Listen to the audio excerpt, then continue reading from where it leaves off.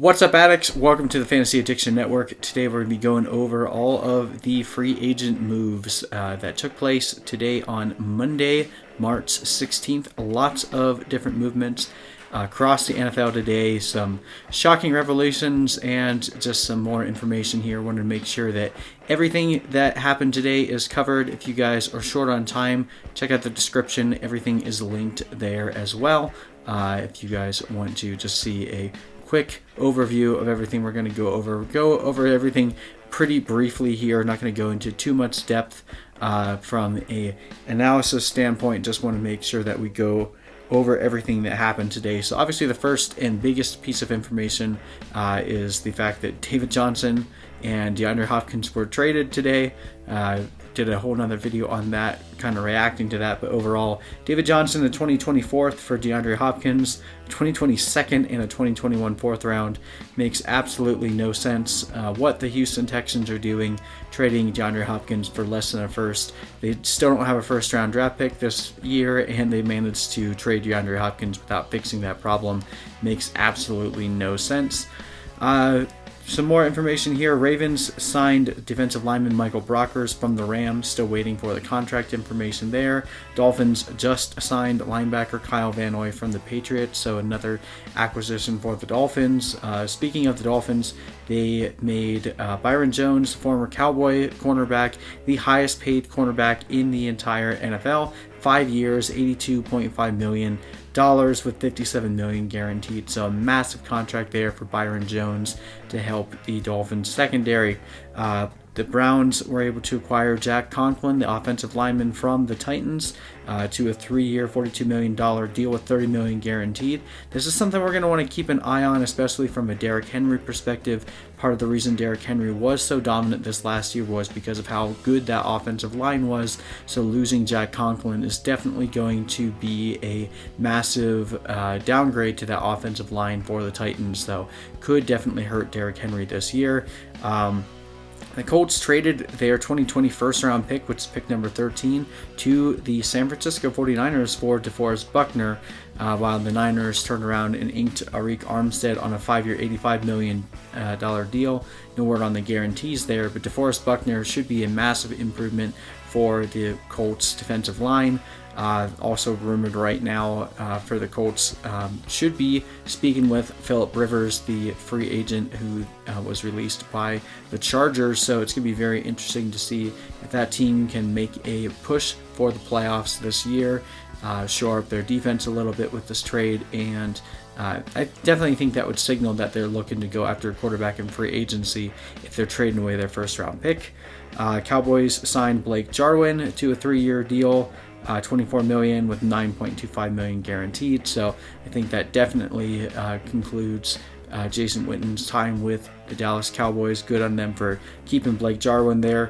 Broncos signed offensive lineman Graham Glasgow from the Lions to a 4-year, $44 million deal with $25 million guaranteed. Should help their offensive line a bit. Browns signed backup quarterback Case Keenum for a 3-year, $18 million deal. Nothing big there. Baker Mayfield isn't looking to get replaced anytime soon. Just some familiarity there with Stefanski there now for the Browns. Giants signed Panthers cornerback James Bradbury to a 3-year, $45 million contract. Also rumored to be in the works on a deal for Jadeveon Clowney. So the Giants looking to make some massive boost to their defense. I guess they're riding on their same offense here, hoping that Daniel Jones has a better second year, but trying to massively upgrade their defense. Jimmy Graham signed with the Bears. Don't know how this guy continues to get paid. 2-year deal, $16 million with $9 million guaranteed. So Bears go after a tight end in free agency. Just a quick note for fantasy purposes as well. Right now, Todd Gurley, Odell Beckham Jr., and Stephon Diggs are all rumored to be on the trade block. I would say of those three, the most likely to be traded would be Stephon Diggs.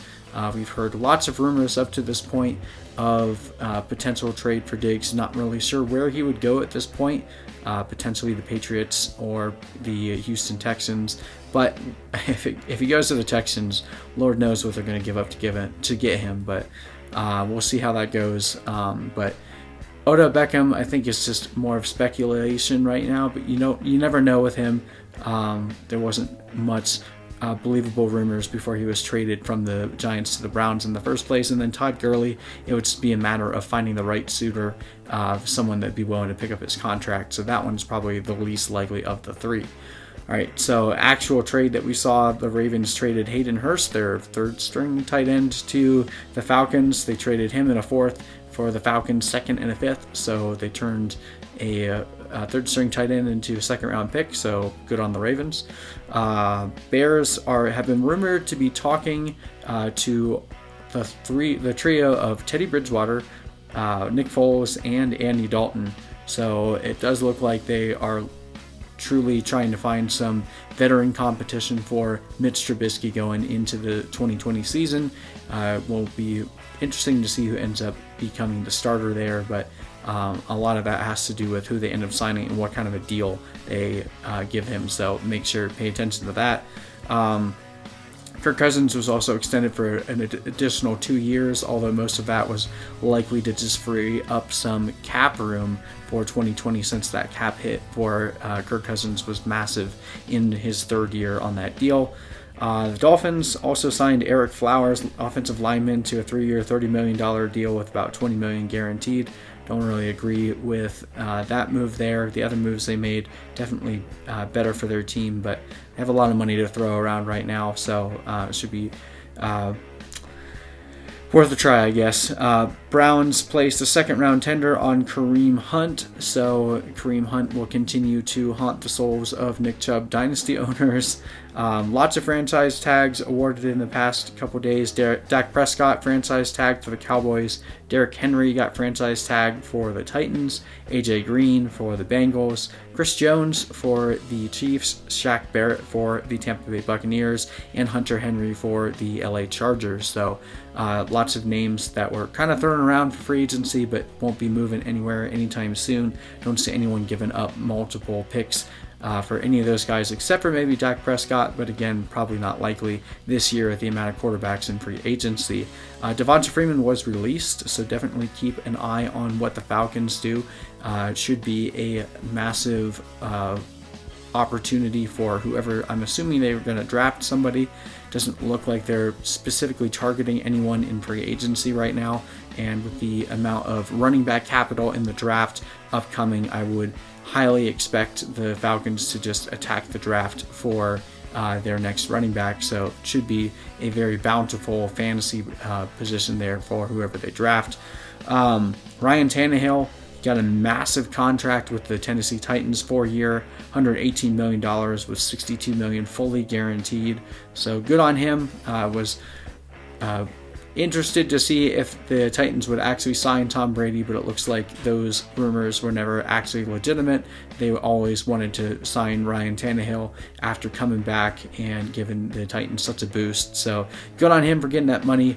I think the Titans will overall regret giving that much money to Ryan Tannehill, but I don't blame them for trying to maintain the guy that got them there in the first place. So we'll see how that goes in his first year of his new contract. But again, good on him. The Ravens traded a fifth for Calais Campbell. Really not sure why everyone is helping the Ravens right now. Maybe, yeah, I don't know. And then the Titans cut Delaney Walker, kind of a sad but silent move that happened there. And yeah, that's pretty much it. Lots of news up to this point. There's more stuff dropping almost every minute, so we'll continue posting what we can, keep you guys informed on everything that's happening, and give you some more analysis as the week goes on, getting ready for the draft. I know it's been a massive bummer with the lack of sports in our environment right now, but at least we had this day of reprieve, trying to fantasize a little bit over what all these different moves will mean from a fantasy perspective. So obviously the biggest swing here is what's happening with David Johnson and Odell Beckham. I'm sorry, with got Odell Beckham on the mind, with David Johnson and DeAndre Hopkins. So DeAndre Hopkins probably not going to be worth a first round pick this year. We've seen many times that pro wide receivers, the very first year in a new system definitely tends to be a little bit of a down trend for their stats. But that's not to say that I think DeAndre Hopkins won't be a valuable asset this year. I just don't think that this trade necessarily helps his value. It definitely helps the Cardinals as a whole. Kyler Murray sees a massive boost to his value. Kenyon Drake sees a massive boost to his value with David Johnson being shipped off. And then David Johnson to the Texans is a really interesting situation. I know the Texans tried to give Carlos Hyde an extension, to which he declined. I do think he's still under contract with them. So right now they have Carlos Hyde, David Johnson, Duke Johnson, all on their roster. And between David Johnson and Duke Johnson are both pass-catching running backs, but Deshaun Watson doesn't typically throw to the running back, so I don't know what this team is planning on doing. Bill O'Brien's just proving more and more that he's a clown, and I just don't think he knows what he's doing. So, unfortunate day for Texan fans. Maybe the Texans will be replaced by the Houston Roughnecks soon enough. All right, well, that's pretty much it for today's news update. As the news slows down a little bit, we'll slow down and give you a little bit more analysis, but wanted to make sure we gave you guys the full spectrum of information that came down the pipeline today. So if I missed something, hit me up in the comment section below. I'll add it to the description for you guys. But thanks so much for watching, and I'll see you in the next video.